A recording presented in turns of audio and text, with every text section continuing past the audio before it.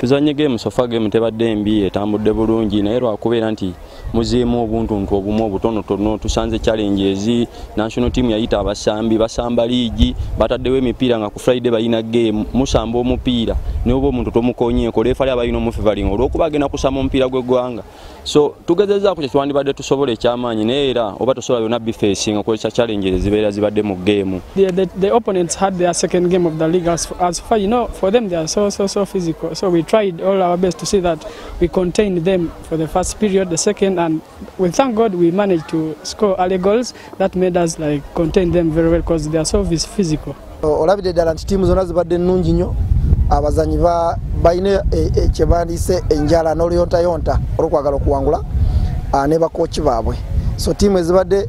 ezeetegese obulungi era zenyuse n'obuwanguzi so tujja kuba tuddamu next weekend ne fixtures endala ezinaaba ziddako.